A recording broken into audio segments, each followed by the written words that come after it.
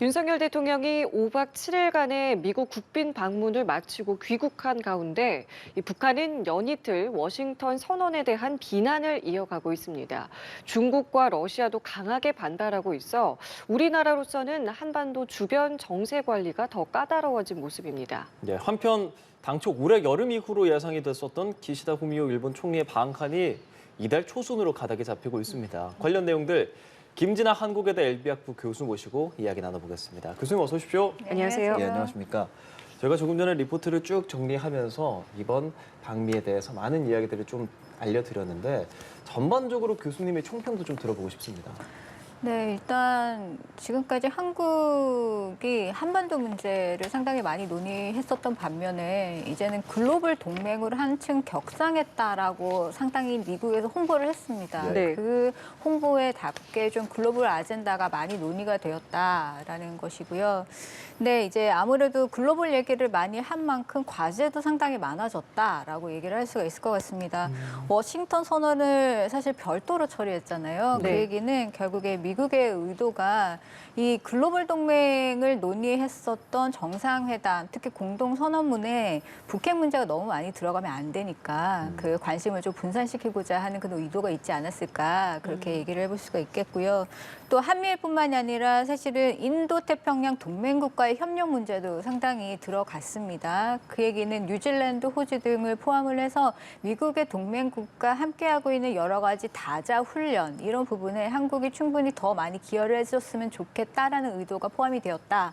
그렇기 때문에 한국이 지금 정해진 자산들이 있잖아요. 그 한반도 방위에 집중이 되어 있었는데 그것들의 일부를 어쨌든 다른 용도로 빼내서 해외 작전에 투입을 하고 이렇게 하는 과제들이 앞으로 더 생겨났다라는 부분에 우리가 주목을 해야 될 것 같고요. 경제 협력, 상호 투자 여러 가지가 있었습니다. 하지만 여전히 좀 비대칭성은 있는 것 같아요. 한국에 이제 총 한 59억 정도 달러를 이제 투자를 약속을 받았다라고 한다면 미국 백악관이 밝힌 한국의 대미 투자는 433억 원, 433억 달러예요. 예. 그렇기 때문에 상당한 차이가 있다라는 거죠. 앞으로 어떻게 또 그 균형성을 맞춰 나갈지 고민을 해야 되는 과제가 또 있는 것이고요.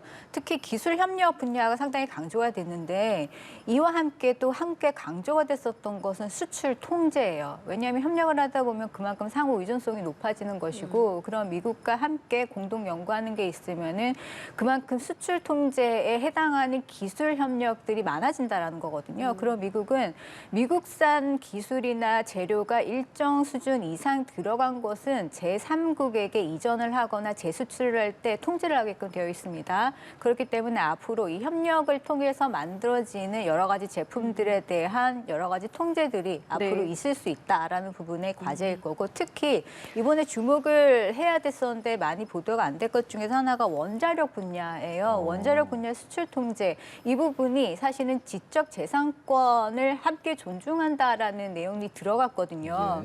그 얘기는 우리가 원자력 사업 부분에서 이제 원전 수출을 하려고 상당히 노력 중이에요. 특히 유럽 국가 같은 경우에는 에너지 안보나 아니면 우크라이나 그리고 또 기후 대응 이런 것 때문에 상당히 이제 원자력 분야에 중점을 두고 있는데 이 원전을 수출할 경우에는 미국으로부터 원천 기술을 지원받아서 사실 수출 통제에 걸리는 부분들이 많습니다. 그래서 최근에도 체코 문제가 있었고요. 예. 폴란드 문제도 앞으로 계속 쟁점이 될 겁니다.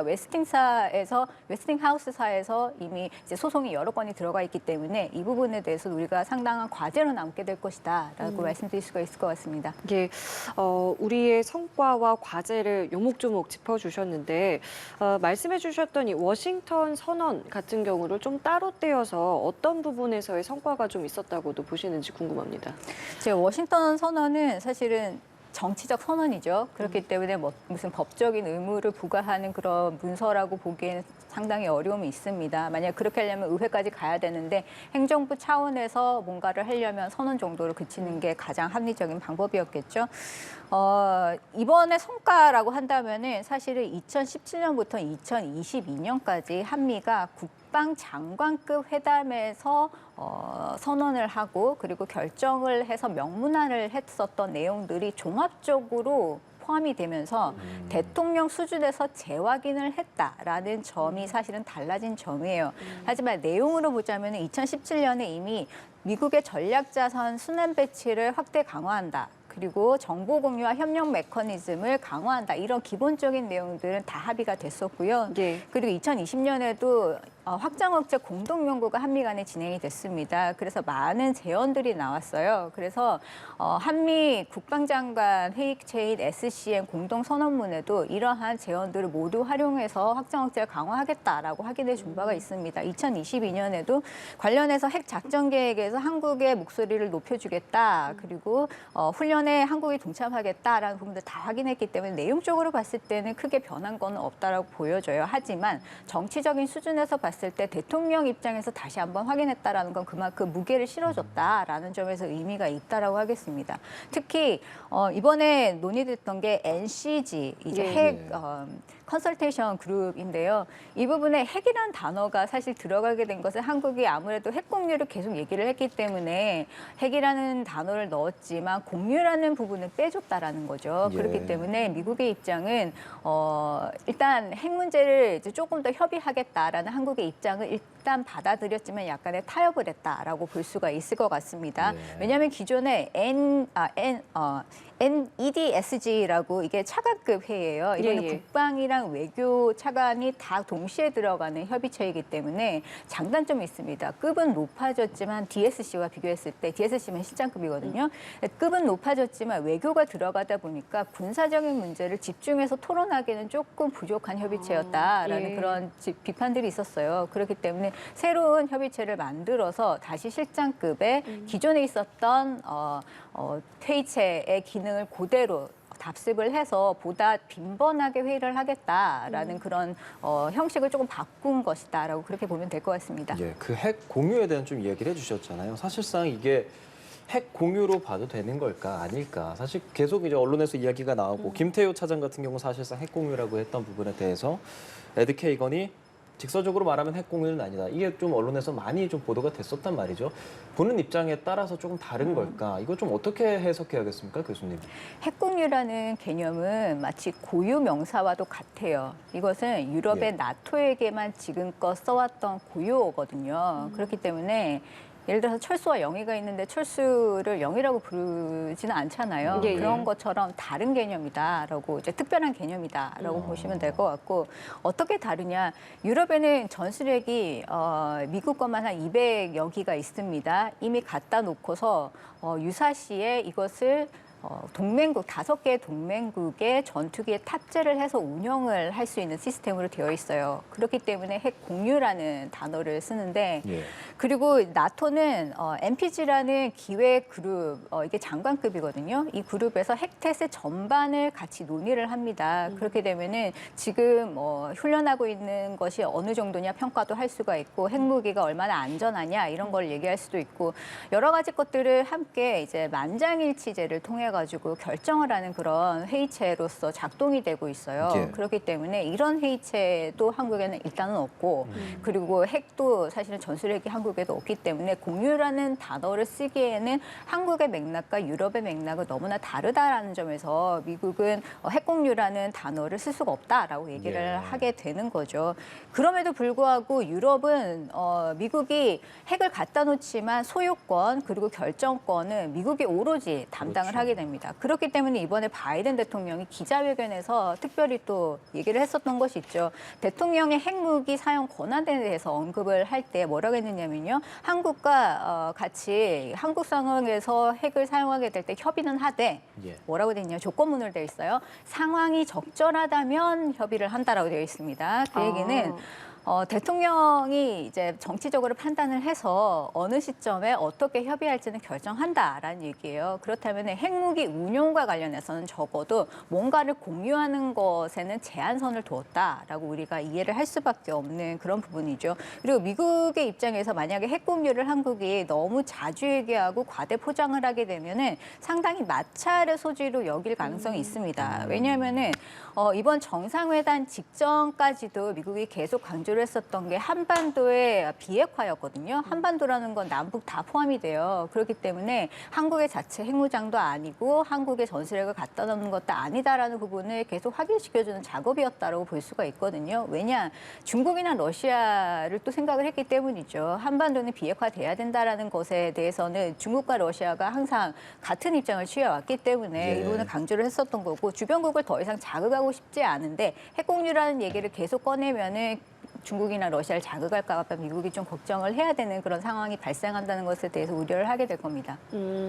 자, 그렇다면 윤 대통령의 이 발언에 대해서는 어떤 생각을 갖고 계시는지 좀 여쭤볼 텐데, 그 워싱턴 선언 내용을 좀 보면은 이제 우리나라는 사실상 이제 비핵 국가로서의 지위를 이제 유지하겠다라는 내용이 담겨 있습니다. 근데 윤 대통령이 이번 미국 방미 이제 기간에 하버드대에 가서 만약 우리나라가 이제 핵무장을 하겠다고 마음을 먹으면 1년 안에도 가능하다라고 이야기를 했어요. 이게 워싱턴 선언 이후에 나온 발언이거든요. 이걸 맥락을 좀 어떻게 이해해야겠습니까? 글쎄요, 제가 그래서 저게 처음에 말씀드렸던 게 원자력 업계에서 상당히 이제 긴장을 할 것이다라고 말씀을 드렸던 것이 농축이나 재처리 기술을 원천적으로는 미국과 이제 협의를 하게 되어 있습니다. 그렇기 때문에 미국이 협의를 한다는 것은 통제를 계속 한다는 얘기예요. 한미 원자력 협정에 따르자면 그렇게 되어 있습니다. 그렇기 때문에 앞으로 한국이 어떠한 기술을 계속 개발할 것인가를 과거보다는 훨씬 더 면밀히 들여다볼 수 있다는 그런 얘기거든요. 그렇기 때문에 주의를 해야 된다는 것이고요. 그리고 아무래도 이 핵 기술을 가지고 있다라는 것은 보수층의 여러 가지 여론들을 좀 인식한 발언이 아닐까라는 생각이 드는데요. 최근에 아산정책연구소나 아니면 최종현 학술원 같은 데서 이제 여러 번 여론조사를 했었죠. 그 자체 핵무장 여론이 뭐 60%에서 70%까지 예. 나온다라고 하는데 이것이 갑자기 이렇게 늘어난 건 아니에요. 지난 5년의 추이를 보면은 계속 60% 이상이 핵 무장을 지지를 해왔었던 걸로 나타나거든요. 이게 참 역설적인 상황인데 보수라고 이제 응답하는 사람의 85%가 핵 무장을 지지를 하고 있다는 것을 나타나요.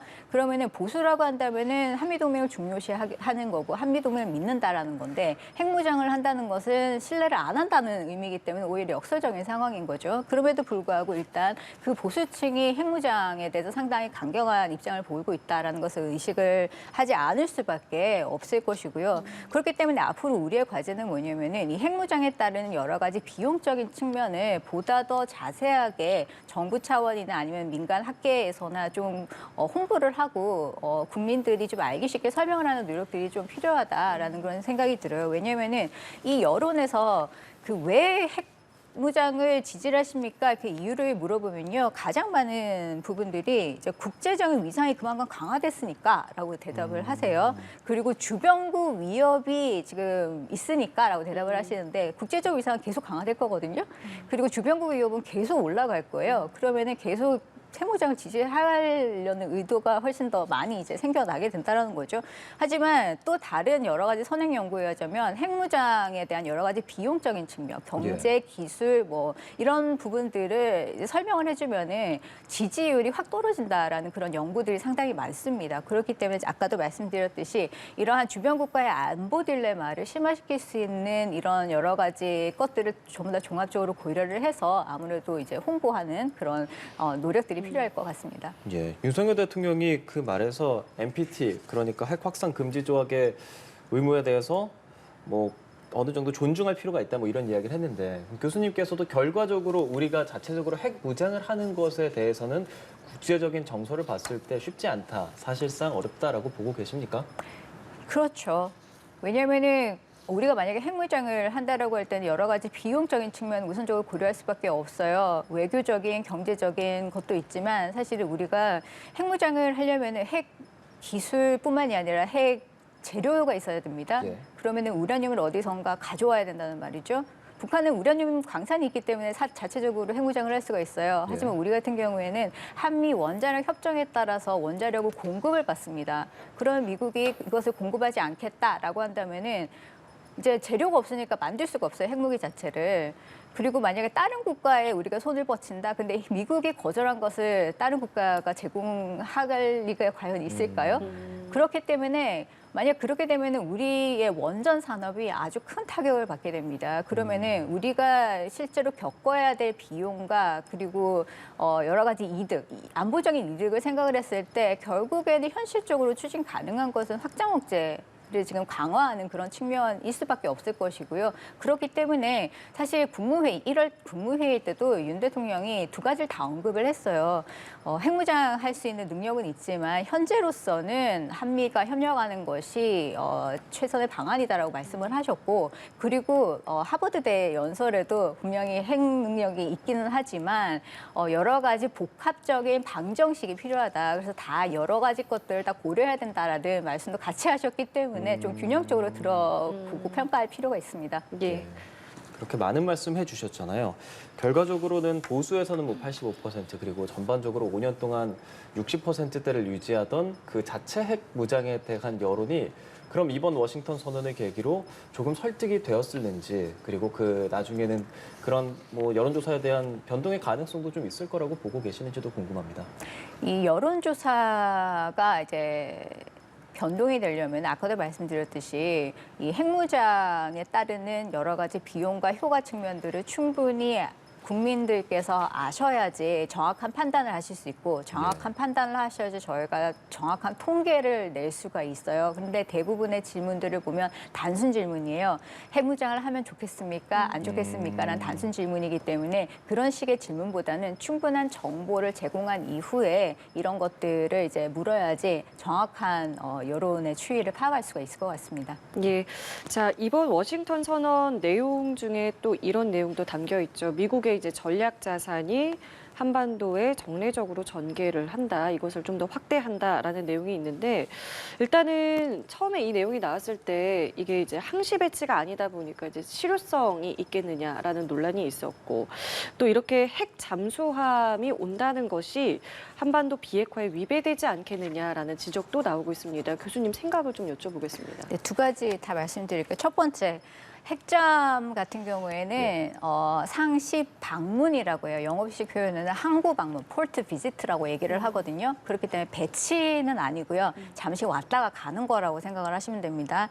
왜냐하면은 왔다가 가야지 이 작전적으로는 한반도에서 쓸 수가 없는 무기체계예요. 왜냐하면은 사거리가 미국의 SLBM 같은 경우에는 4,000 해리가 넘어서거든요. 그럼 8,000km에서 10,000km 사이에서 쓸 수 있는 무기인데, 그러면 북한을 향해서 쓰려면은 여기 있으면 안 되는 거죠. 저기 태평양 저 멀리 가서 써야 되는 거죠. 그렇기 때문에 여기서는 작전을 하려고 오는 게 아니고 작전 중에 상징적으로 이제 한국에 대한 미국의 공약을 가시적으로 보여주는 차원에서 이제 방문을 하는 거다라고 보시면 될 것 같습니다. 왜냐하면 핵잠의 사실 핵심적인 기능은 은폐성이에요. 그러니까 숨어서 작전을 하는 게 핵심이라는 거죠. 그러면은 위치가 노출된다라고 하는 것은 작전적인 의미를 잃어버리게 되는 겁니다. 그렇기 때문에 노출이 되면 안 되는 거예요. 그렇기 때문에 아까도 말씀드렸듯이 상징적인 그런 조치다라는 것이고요. 예. 그리고 비핵화 선언 같은 경우에는 1조 때문에 그러실 것 같은데, 1조에는 어떻게 되어 있냐면요. 핵무기의 시험과 제조, 생산, 접수, 저장, 배치, 사용 금지라고 되어 있습니다. 다 해당이 안 되는데 한 가지만 약간 애매한 게 있어요. 접수. 이 receive라고 이제 표현이 되어 있는데, 접수라는 것이 과연 핵잠의 방문과 어떻게 연관이 있을 것인가, 이런 부분이죠.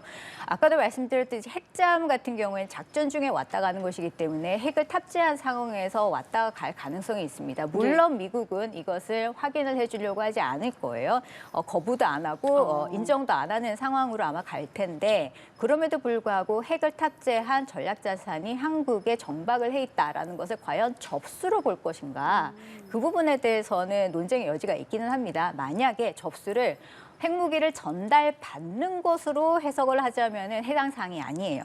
그리고 왜 비핵화 선언이 왜 나왔냐? 1991년에 북한이 NPT를 가입을 하고서 IAEA의 사찰을 받아들이기 전이에요. 그렇기 때문에 이 사찰을 받아들이려고 어쨌든 정치적인 선언을 하게 된 거고 압박을 좀 하나 했던 거죠.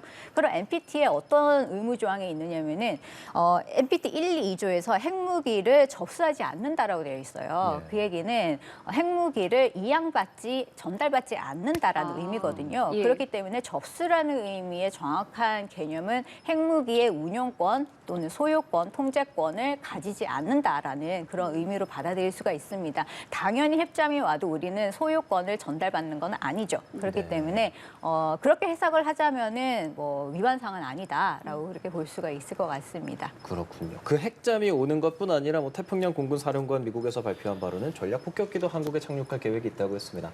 핵잠, 전략 폭격기 등 전략 자산이 계속 배치가 되는데 그 전에 뭐 레이건이나 니미츠 하면 되게 큰 것들이 왔을 때도 북한은 도발을 멈추지 않았던 것이 사실이거든요. 이번 이런 조치들 실효성 얼마나 좀 거둘 수 있겠습니까? 글쎄요, 아까도 말씀드렸듯이 모든 전략 자산 이런 거는 상징적인 의미가 있어요. 그런데 전투기하고 핵잠은 분명히 다르죠. 전투기는 여기 와서 작전을 하기 때문에 와야 되는 게 맞고, 핵잠은 밖에 나가서 작전을 하기 때문에 밖에서 이제 활용되는 게 맞고. 근데 이렇게 전략 폭격기든 핵잠이든 여기에 계속 이제 보이게 되면은 북한은 좀 더 핵 자산을 늘리는데 속도를 낼 가능성이 훨씬 더 많습니다. 그리고 그렇게 된다면 더 많이 테스트를 해야 된다는 얘기예요. 예. 그렇기 때문에 우리가 얘기하는 그런 군사적인 도발이라는 것들이 보다 잦아질 가능성이 더 크다고 봅니다. 왜냐하면 이번에 특히 노동신문이나 조선중앙통신을 통해서 북한이 강조했었던 것 중에 하나가 기회라는 단어를 썼어요. 이번 기회는 북한이 무엇을 준비해야 될지에 대한 답을 제공한다라는 그런 표현을 썼단 말이죠. 그러니까 왜 기회라고 했을까? 아무래도 미국 전략자산이 계속 많이 오면 올수록 북한은 자위권 행사 차원에서 그의 정비례하는 무슨 군사 행동을 할 수도 있다라고 정당화를 계속해서 할 수가 있다라는 거잖아요. 그러면은 북한이 이제 두 가지를 불편을 합니다. 첫 번째는 정례적인 자산 전개, 그리고 두 번째는 빈번한 군사 훈련. 네. 그리고 이전에도 북한은 이에 상응하는 군사 행동을 계속적으로 단호하게 하겠다라고 이미 원칙을 얘기를 했기 때문에 이 원칙에 따르자면은 계속 뭔가를 해야 된다라는 거죠. 그 중에서 하나가 결국에는 SLBM을 계속 이제 개발을 하는 것도 포함이 되고 전술핵을 보다 이제 현대화시키는 것 여러 가지 것들이 포함이 될 거기 때문에 그런 부분에 조율을 해야 되고 최근에 김여정의 이제 입장 발표가 있었죠. 네. 내용적으로 보면은 수위는 약간 낮은 측면이 좀 있습니다. 담화 형식은 아니었고 앞으로 그렇기 때문에 총참모부라든지 국방성 아니면 중앙군사위 담화문이 계속적으로 나올지 이 부분은 좀 더 지켜볼 필요는 있을 것 같습니다. 또 하나 또 눈에 띄는 것이 북한이 이런 그러니까 미국과 한국을 향한 비난의 논평을 낸 것을 이제 북한 주민들에게도 공표했다는 점이거든요. 이 부분은 좀 어떻게 보고 계시는지요? 조선중앙통신과 노동신문 동시에 게재를 했죠. 그리고 오늘 네. 아침에도 보니까 비슷한 논평이 중앙통신에 또 한 번 더 나왔어요. 계속적으로 이제 주민들을 안심시키는 차원이다라고 볼 수가 있고, 그리고 핵무력을 계속 강화시키는 것이 정당하다라는 부분들을 이제 계속 얘기를 하는 부분인 거죠. 설득시키는 작업이라 생각할 수 있고, 특히 이 내용 중에서 뭐가 들어갔느냐면요, 제2의 핵 임무라는 단어가 들어갔습니다. 이것은 제2의 핵 임무라고 할 때 북한은 핵의 작전적인 사명이다라고 설명을 하는데요. 무슨 얘기냐면 전투를 할 때에 핵의 임무가 주어진다라는 거예요. 그러니까 군사적인 목적으로도 핵을 사용하는 것이 제2의 핵임무고, 그럼 제1의 핵임무는 뭐냐? 정치적인 목적에서 전략핵을 사용하는 거를 임무라고 하는 겁니다. 예. 그렇기 때문에 전략핵보다는 전술핵을 사용할 가능성이 훨씬 더 많다는 데 우리가 주목을 해야 되는 그런 부분이 생겨버리는 거죠. 그리고 김여정이 또 최근에 또 담화를 발표했었던 것 중에서 하나가 이제 태평양을 사격장으로 이제 활용하는 거는 미군의 행동에 따라 달려 있다라고 또 얘기를 했거든요. 이게 태평양이 아무래도 공해이다 보니까 이제 어느 국가도 주권을 행사할 수 없는 영역이라서 그런 얘기를 하는데, 사실 이거 해양법의 위반입니다. 해양법의 301조에 따르자면 해양은 평화적으로 사용해야 될 원칙을 강조를 하고 있어요. 게다가 북한은 안보리 결의가 여러 개 나오는데 이 결의에서 북한은 이제 미사일 탄도 미사일 기술을 활용한 미사일 실험을 절대로 하면 안 되게끔 되어 있습니다. 그렇기 때문에 북한이 어떤 방식으로 이제 도발을 하게 되든 그것은 국제법 위반이고 안보리 결의의 위반이다라는 사실은 변하지는 않을 것 같습니다. 예, 도발이 잦아질 수 있다라고 말씀해 주셨는데 지금 한 보름 정도 도발을 멈추고 있는 북한이잖아요. 방미 기간에 큰 걸 할 수도 있다는 얘기도 되게 많았었고 4월 안에 정찰 위성을 쏠 거다라는 전망이 좀 지배적이었는데 이제 5월이란 말이죠. 앞으로 좀 어떻게 저희가 예상을 해봐야 할지요? 글쎄요, 조만간 군차 정찰 위성 실험은 예. 분명히 있을 것 같아요. 왜냐하면 4월 안에 무조건 한다라고 공언을 했었는데 낱개를 안 맞추면 사실 이거 문책을 당할 수도 있기 예. 때문에 그렇죠. 그런데 왜 안 했을까 생각을 해보면 여러 가지 것들이 고려됐을 수도 있어요. 물론 뭐 기상 변화 이런 것도 중요하긴 하지만 이게 비싼 장비가 탑재가 돼요.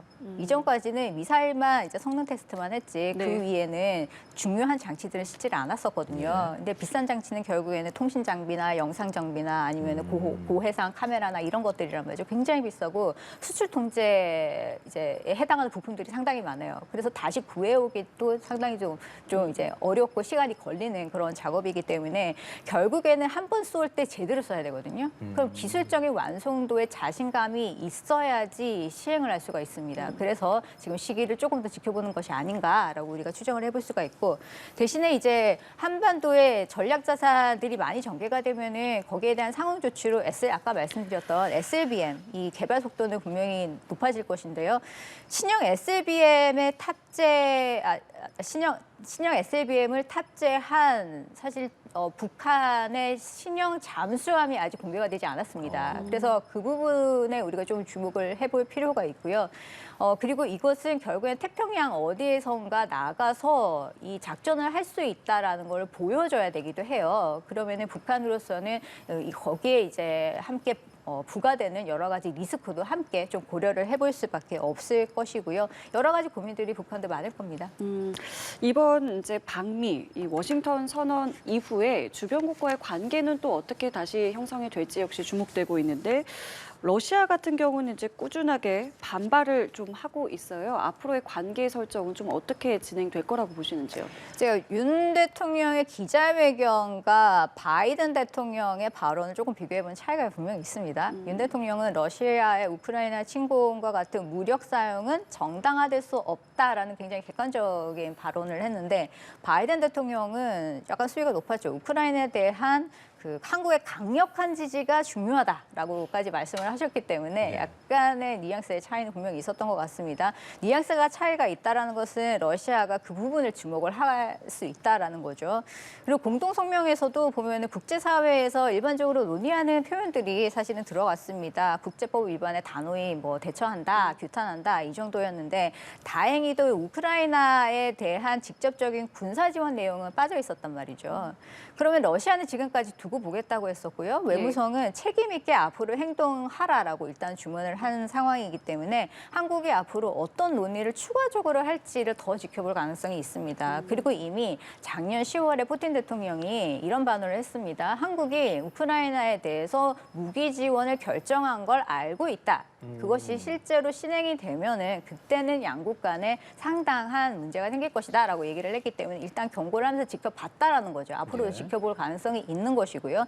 근데 미국의 기대치는 상당히 높을 것으로 예상이 됩니다. 정상회담 때 분명히 군사적인 상황에 대해서 한국에 대해 이제 논의를 할 것이고 설명하겠다라고 얘기를 했었고 추가적인 지원을 환영하겠다라고까지 얘기를 했기 때문에 앞으로 진행되는 상황에 따라서 추가적인 협의는 아마 미국에서 요청이 가능할 것으로 예상됩니다. 예, 중국에 대해서도 생각해 볼 필요가 있을 것 같아요. 중국은 이게 압도적 친미 정책이다.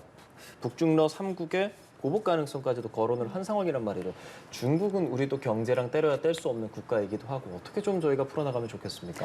중국 같은 경우에는 좀 균형성을 유지할 필요가 있어요. 이번 성명문에는 중국이 특정되진 않았습니다. 단지 대만 해협의 안정 유지가 중요하다 정도로 마무리됐는데 이것은 미국의 입장도 반영이 된 거예요. 왜냐하면 미국도 중국과의 대치를 원하지 않습니다. 미국의 생각을 잘못 읽으면 안 돼요. 미국의 세 가지 원칙을 항상 강조한다. 현상 유지, 그리고 대만의 독립 거부, 그리고 방어용 자산만 지원, 이거 세 가지거든요. 그렇기 때문에 앞으로 이제 블링컨 장관이 방중을 다시 논의를 해야 돼요, 중국 측과. 그리고 상무부와 재무부 장관이 이미 방중이 예정이 되어 있고요. 그렇기 때문에 중국과 대치하는 것을 꺼리는 상황에서 한국이 나서야 될 때와 나서지 않을 때를 좀 가려서 판단을 할 필요가 있고요. 그렇게 되면은 앞으로 피해 최소화, 그리고 어떠한 위험 요소가 있는지 미리미리 발견을 해서 대비하는 그런 전략을 좀 강화를 해야 됩니다. 왜냐하면 한국산 화물에 대한 검사 강화가 이제 실시가 될 것으로 예측이 되고 있는 상황이고, 이미 대중국 수출은 작년 6월부터 감소세로 전환을 해서 상당히 적자를 보고 있는 그런 상황이거든요. 이런 상황에서 다른 유럽 동맹국들이 뭘 하고 있는가 한국은 잘 봐야 돼요. 특히 유럽에서 독일, 프랑스, 주요국들은 중국과 상당히 많이 대화를 하고 있는 상황이고, 그리고 최근에도 마크롱 대통령과 EU의 정책 위원장이 4월에 방중을 해서 또 협력 방안들을 논의를 했거든요. 그러니까 미국의 한편으로는 미국의 입장을 지지하는 듯한 그런 선언들을 많이 하고는 있지만, 또 다른 한편으로는 경제적인 측면에서 협력의 고리를 절대로 끊어내지 않고 있습니다. 이런 균형성을 다른 국가들도 취하고 있는 만큼 한국도 좀 많은 고민을 해볼 필요가 있을 것 같습니다. 그 윤 대통령이 미국에서 이제 돌아왔고 앞으로 이제 일본에 가서 G7 이제 회의를 하게 되는데 원래 알게 이제 보도된 걸로는 이제 일본의 기시다 총리가 G7 이후에 우리나라를 이제 방한할 거라고 했었는데 갑작스럽게 이 G7 전에 우리나라로 올 것이 이제 유력하다라는 보도가 나오고 있습니다. 상당히 좀 뭐랄까요? 좀 급하게 진행이 되고 있는 느낌인데 지금 이 배경 좀 어디에 있다고 보시는지요? 아무래도 한미일 협력의 이 한미일 협력이 주목받는 흐름을 좀 살리고 싶었다라는 거. 그리고 한국이 일본과의 관계 개선을 하려는 목적 중에서 하나는 사실 미국의 입장을 상당히 고려했었던 거거든요. 일본도 마찬가지로 한국과의 어떠한 관계 개선은 미국을 빼놓고는 얘기를 할 수가 없습니다. 그렇기 때문에 미국의 한미일 이제 협력을 좀 강화하라는 그런 압박을 분명히 일본도 똑같이 느끼고 있을 거라는 것이고요. 그리고 윤 대통령께서 뭐 워싱턴 포스트 인터뷰에서 일본이 무릎 꿇는 걸 수용하지 않겠다라는 그런 발언을 아마 일본은 앞으로 그렇게 크게 사지 안 해도 된다라고 해석을 했을 수 있어요. 그러면은 아주 가벼운 마음으로 방문을 할 수도 있다라는 거죠. 그리고 시간이 이렇게 촉박하게 잡게 되면은 어떤 문제가 발생하냐면요. 한국과 일본 간에 뭔가 문안 조율을 해야 되는데 한국이 예. 시간적으로 촉박하다는 거고 시간이 예. 별로 없다라는 거예요. 그러면은 누가 주도권을 가질 것인가? 일본이 먼저 생각을 하고 제안을 했기 때문에 일본의 주도권이 훨씬 더 커질 수가 있고, 그러면 앞으로 어떠한 협력을 할까? 이런 여러 가지 문안을 조율하는 과정에서 일본의 입장이 많이 반영될 수도 있다라는 거죠. 그런 부분들을 우리는 좀 주목을 해서 대비를 할 필요가 있을 것 같습니다. 지금 보여드리는 저 한일 정상회담 하고 나서도 사실 저희가 교수님이랑 만나서 그 반의 물컵을 어떻게 채울 수 있느냐 이런 이야기를 좀 했었던 것으로 기억하고, 그 당시 교수님도 좀 압박을 느낄 거니까 지켜봐야 한다라는 말씀을 해주셨거든요. 그리고 나서 지금 좀 시간이 지났고 이제 곧 만나게 될 예정입니다.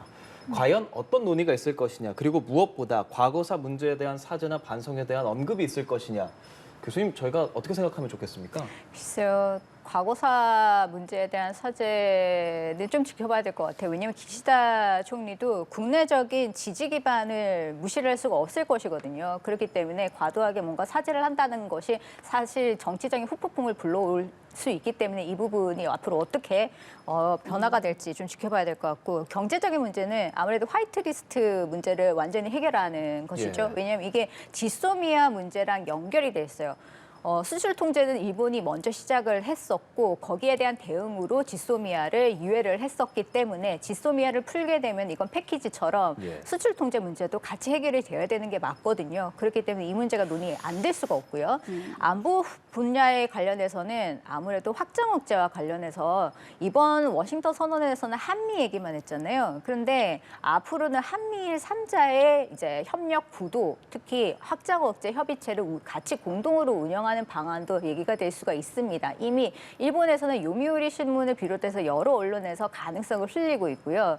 그리고 미국과 일본 간에도 EDD라고 확정학제 협의체가 따로 있습니다. 그렇기 때문에 한국과의 협의체, 일본과의 협의체를 미국이 한번 묶어보자라는 생각을 분명히 안 할 수가 없을 것이고요. 그렇게 되면은 지역 위협에 대해서 어떻게 억제를 하는가까지 포함을 해서 아젠다가 확장된 그런 협의체가 될 것이기 때문에 한국이 실익이 무엇인지 한번 따져볼 필요가 있습니다. 예, 알겠습니다. 오늘 저희 김진아 한국외대 LD학부 교수와 이야기 나눠봤는데요. 오늘 여기서 인사드리겠습니다. 말씀 고맙습니다. 고맙습니다, 교수님. 감사합니다.